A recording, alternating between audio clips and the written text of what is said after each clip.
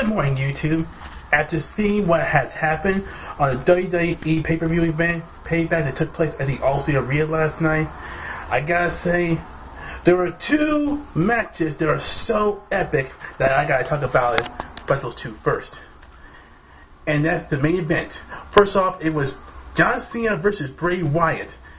And as you already know, the Wyatt family always has Luke Harper, Eric Rowan. Well, John Cena has pulled one for the play, folks. They actually brought the Uso brothers, Jimmy and Jay, to take out Rowan and Harper. You know, the guy that actually wears a sheep mask. But anyway, there was bodies everywhere, broken tables everywhere. It definitely was a last man standing match.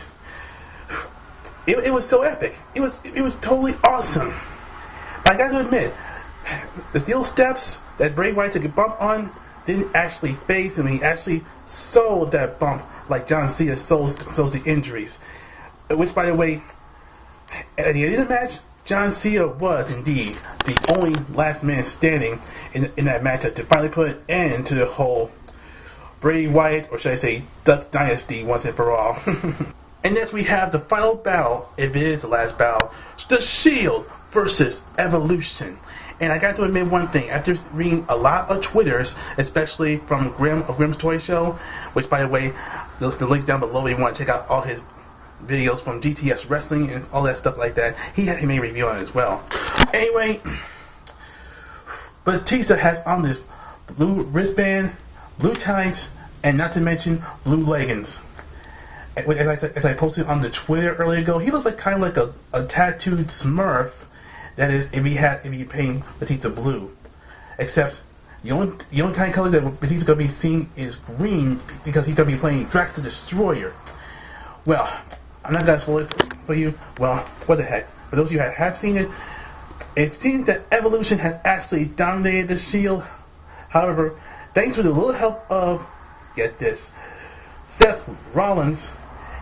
It looks like he did in Extreme Rules when he jumped off the back lead. He jumped off of the Titantron, knocked out all three members of Evolution, even though they're down and out. And the Shield has made a clean sweep. First he pinned Randy Orton. Okay, stress it. First he pinned Batista, then Randy Orton, and now only person left was Triple H. Even with the sledgehammer, it was Roman Reigns with the Superman punch and the spear. So the Shield has declared victory for their team. And now a few other things that actually happened at the pay-per-view event. During the pre-show, as you already know, Hornswoggle of the 3.5 MB lost to El Torito, and somebody got a haircut. Shaving the haircut 2 bits on Hornswoggle. He's been shaved bald. But look at the bright side, Hornswoggle. At least you look like a midget-sized Kurt Angle. Except he's in TNA. But anyway, this is the WWE Payback, and now we go into a couple of title matches. This one is for the Intercontinental title, but first I'll start with the United States title, Sheamus versus Cesaro, when Paul Heyman actually told all the Chicago audience that CM Punk is in Chicago, alright, but he is in the United Center watching the Blackhawks game. And again, he always uses his usual phrase, "My client Brock Lesnar conquered The Undertaker's winning streak at WrestleMania." He kind of knew that. I kind of knew that was coming. However, Cesaro did give Sheamus the giant swing, because he is the king of swing. But before he gave Sheamus the neutralizer, Sheamus rolled him up with a 1, 2, 3 and retained his United States title. And speaking of retaining titles, so did Bad News Barrett. He almost had the bull hammer, wrong arm, and tried to hit RVD with it, but unfortunately the RVD ducked once and twice, and Barrett almost bruised his arm on the turnbuckle. But for those of you who think that RVD is going to become the winner and actually become the Intercontinental Championship once more, I'm afraid I've got some bad news. Wade Barrett hit him with a bullhammer with a 1, 2, 3. So therefore, winner and still the Intercontinental Champion, bad news bears. Moving on, two unexpected things has occurred. Well, one of them is the Brotherhood has just split up, and that the brothers of the Rhodes brothers, as they took up the team of Ryback, who on a devastating winning streak as of late as a team. Ryback and Curtis Axel, the son of the late great Mr. Perfect Kurt Hennig.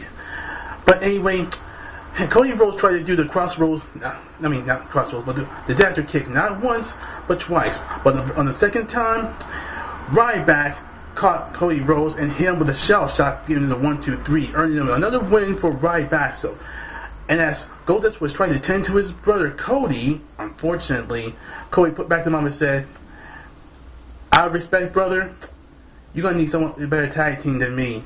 And then Cody just walked out in disgrace and embarrassment.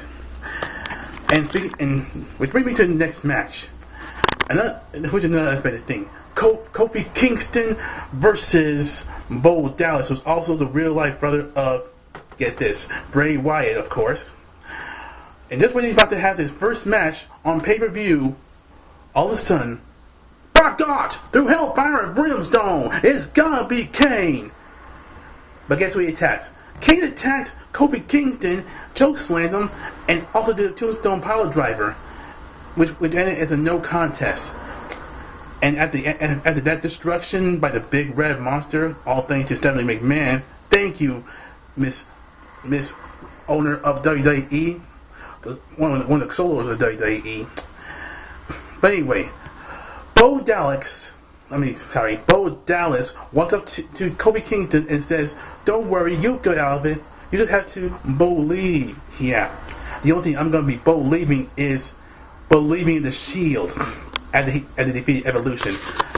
Anyway, speaking of title defenses, which I'll get to Daniel Bryan in just a little bit, Paige has successfully vanquished over Alicia Fox, the crazy Alicia Fox, who is nuttier than with a bag of squirrels, or even nuttier than AJ Lee, whichever the case.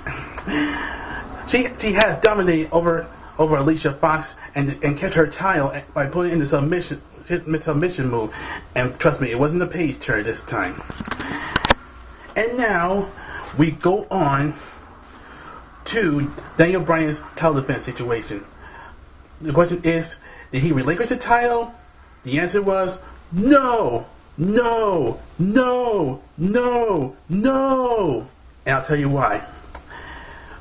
Especially Stephanie McMahon was so upset over the fact that Brie put her hands on one of the owners of the WWE, Stephanie McMahon. She says either Daniel Bryan relinquished the WWE World Heavyweight Championship, or Brie Bella, his wife, is going to get fired. But instead, Brie did one better. She pulled a 360 on Stephanie McMahon. She said she had it with Stephanie McMahon, and she had it with being the victim of Stephanie McMahon. So what she do? She actually did a smart thing and said, "I quit." Yes. But she did even better. After she said that, she slapped Stephanie McMahon right in the face. Because you know how she always slaps guys in the face every single time. Which now leads me to this one final match. I apologize, but I didn't get a chance to do my prediction on this matchup. And this is the match between the United States and Russia. You know, we're getting at this right here. It was Rusev with the sexy, ravishing Russian Lana against Big E representing the United States. And just as I predicted, and that's what I thought, Rusev defeated Big E, who is the powerlifting champion, and him with the the camel clutch, which he likes to call the accolade. Even a guy like Rusev can make another powerful guy such as Big E tap out. I kind of was expecting this match because the truth of the matter is Rusev may be getting a big push, probably for a title hunt sometime down the line. That's just my opinion. So overall, this pay-per-view event was amazing. One of the greatest pay-per-view events ever shown on not only on pay-per-view but WWE Network for those of you who have applied for WWE Network as of late. But anyway, this was a devastating match. I think one of the most epic matches that I had to select throughout the whole entire one between the two will have to be the Shield versus Evolution at number 2. At number 1, it's going to have to be John Cena versus Bray Wyatt at Last Man Standing match because this was off the chain. But however, give me your thoughts in the comments below. Which match do you think was more awesome than all the other matches that I actually mentioned? Well, that's it for me, cksmith08's. So I'll see you later. Comment, rate, subscribe, and don't forget to subscribe to my other channel, Mr. cksmith08's. If you're on cksmith08 right now, just subscribe to this channel, Mr. cksmith08. If you're on Mr. cksmith08, subscribe to my other channel. Later.